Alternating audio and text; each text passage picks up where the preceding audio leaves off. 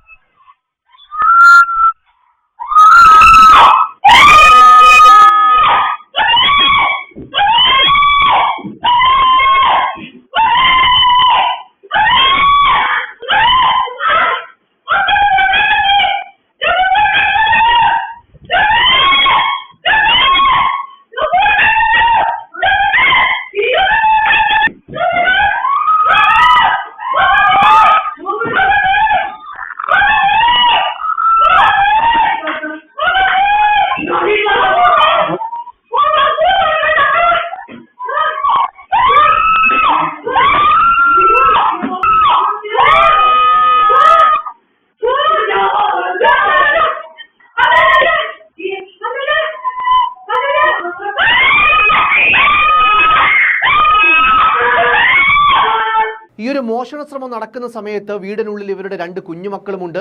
മോഷണത്തിനായി കള്ളന്മാർ വീടിനകത്തേക്ക് കടക്കാൻ ശ്രമിക്കുന്നതും യുവതി സർവ്വശക്തിയും ഉപയോഗിച്ച് വാതിൽ തുറക്കാതിരിക്കാൻ പ്രതിരോധിക്കുന്നതൊക്കെയാണ് വീഡിയോയിൽ കാണാനാവുന്നത്.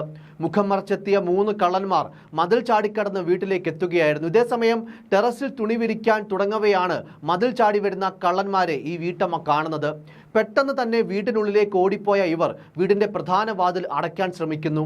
അതേസമയം മറുവശത്ത് വാതിൽ തുറക്കാൻ കള്ളന്മാരും പരിശ്രമിക്കുമ്പോൾ അകത്തുനിന്ന് വാതിൽ ശക്തമായി തള്ളിപ്പിടിക്കുകയാണ് ഇവർ ചെയ്യുന്നത്.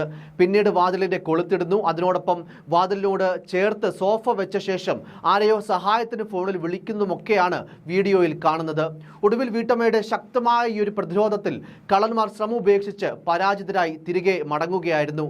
സാമൂഹിക മാധ്യമങ്ങളിൽ വീഡിയോ വൈറലായതോടെ യുവതിയുടെ ധൈര്യത്തെ അഭിനന്ദിച്ചും നിരവധി കമന്റുകളാണ് നിറയുന്നത്. തീർച്ചയായും 3 കള്ളന്മാരെ ഒറ്റയ്ക്ക് ചേർത്ത് തോൽപ്പിച്ച ഈ ഒരു വീട്ടമ്മയുടെ മനോധൈര്യവും കണ്ടുപഠിക്കേണ്ടത് തന്നെയാണ്. കള്ളന്മാർക്കായുള്ള തിരച്ചിലും പോലീസ് ഊർജിതമാക്കിയിരിക്കുകയാണ്.